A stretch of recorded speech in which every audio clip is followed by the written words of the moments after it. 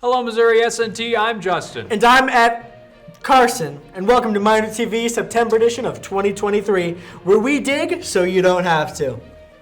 Boy, does it feel good to be back on campus. Yeah, especially with all these cool events happening this semester. Speaking of cool things, what did you do this summer, Justin? Oh, me? Oh, nothing much. I just traveled around a little. What did you do over the summer? Well, I went to a very magical theme park in California. Wow, I didn't know California was so magical. Well, parts of it. Anyways, we have a lot to talk about in this brand new semester here at Missouri S&T. Today we're going to turn the spotlight on a couple interesting topics, the ChemiCube design team, and an overlook of S&T's geothermal system. We'll also be taking a look at Minor Mingle, a pre-career fair event, and even an interview with chemistry instructor Jeff Winiers. Stay tuned, we have a lot to cover. Hello, Minor TV. I'm Carson, and this is Dr. Jeffrey Winyars for the Teacher Spotlight for this episode. So tell me, why did you get into chemistry, and when did you decide to become a chem teacher? Well, that's an excellent question. I actually started as a major in architectural engineering. But I'll tell you, when I got to the university, it didn't take me long to realize that it wasn't the actual discipline that I was excited about. It was the teacher.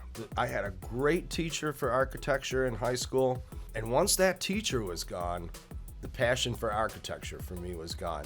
And so, of course, there I was at the university not knowing what to do, and it really didn't take me long to realize that I've always wanted to be a scientist.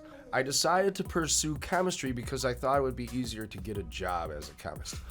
And, well, looking back, everything has worked out very well for me. I don't regret any decisions I made. When did I decide to teach? That's also a good question. As a university professor, you kind of get into the job by doing research. But I didn't really have the opportunity to teach in depth until I became a professor. And it was at that point that I realized that I really had a passion for teaching. All right. Now, what is your favorite subject to actually teach? I would have to say quantum chemistry has probably been my favorite to teach. The material is pretty challenging, and when I am successful in teaching it well, it really, gives me a sense of accomplishment. And so that's why I've really come to enjoy that course. Now, why do you really like chemistry? Well, I like chemistry because I like science. I wouldn't say that I like chemistry more than any other science. It's my science. It's the one that I've decided to get into. All right, and I think to round out this interview, I'll ask this question.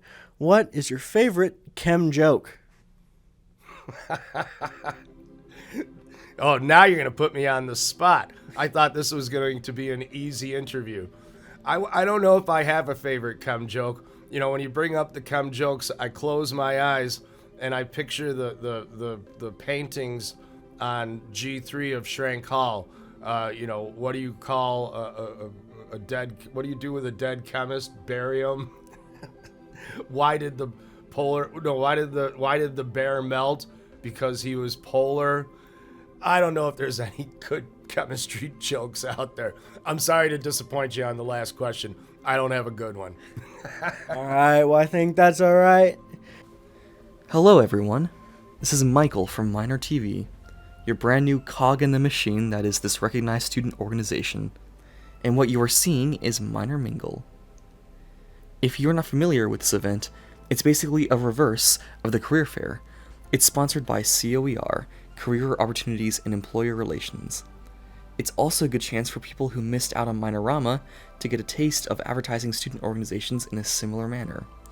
Today, each organization is trying to find employers to gain support from. And hey, it's fun to show off your organization to others or show your spirit for other organizations looking for new members. This is Michael from Minor TV, signing out.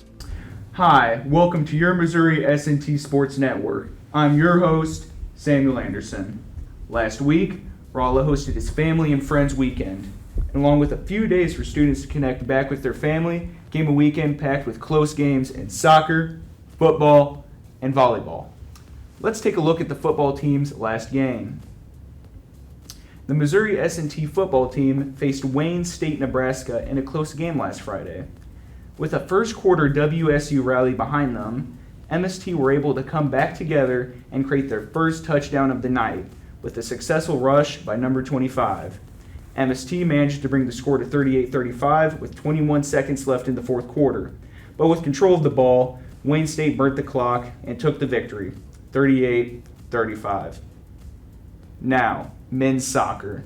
The S&T team held 2 home games last weekend, opening with an 0-1 victory against the SVU Bearcats, where Shane Carnes scores a goal off of a beautiful throw-in by Jimmy Sanchez. Going into the next game against the Drury University Wildcats, the Miners spent most of the game stuck in a 2-0 bind until Mike, assisted by Shane Carnes, used a skillful behind-the-back kick to create their first goal of the night. Lastly, the women's volleyball team opened the Great Lakes Valley Conference slate with a comfortable 0-3 victory against Illinois Springfield, closing each set with a margin of at least 6 points. The Sunday game closed with 40 points to Illinois Springfield and 54 points to the Miners. Jordan Burton led the game in kills with 14, followed by a tie of 7 kills from Abigail and Shelby respectively. Don't forget to show up or view the game results afterwards on MinerAthletics.com.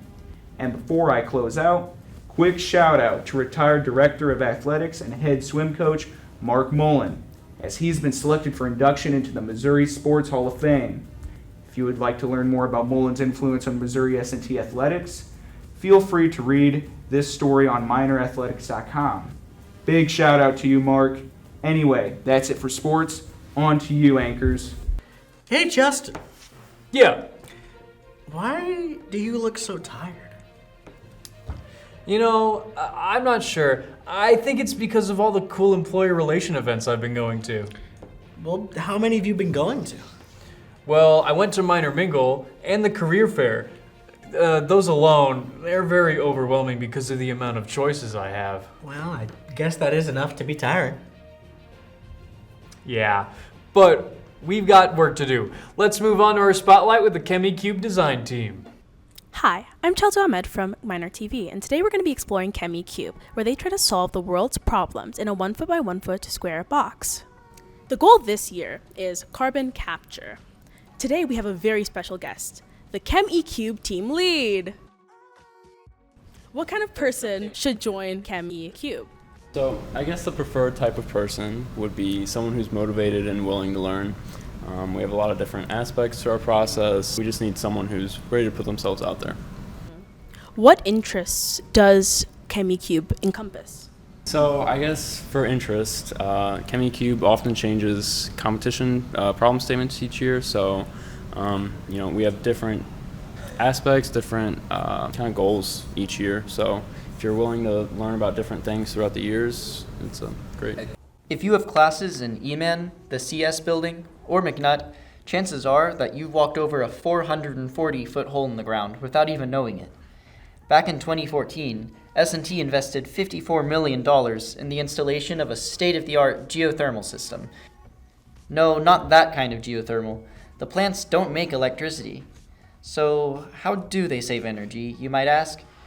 The geothermal plants pump water through earth-loop well fields using the thermal mass of the earth to provide heating in the winter and cooling in the summer. So no volcanoes. Currently, 789 wells provide heating and cooling to 1.2 million square feet across 17 buildings. Since moving to geothermal, S&T's energy usage has shrunk by over 57% and its water usage by over 10%, saving the university about $2.8 million every year. Recently, 225 new wells have been drilled on main campus as part of construction for the new arrival district. There are also plans for the future to build a new plant across the interstate, but more on that next time. If you want to learn more, visit geothermal.mst.edu. Thanks for joining us today on Miner TV September 2023 edition, where we dig so you don't have to. Follow us on our TikTok and YouTube pages for more videos. And if you have something you'd like to see featured, follow us and send us a message. We'll see you next time. I wish weekends were like a day or two longer. Wow, I've never heard something I wanted so much in life put into words. But it's a sentence. You're a genius. football break should have been longer. That's not right!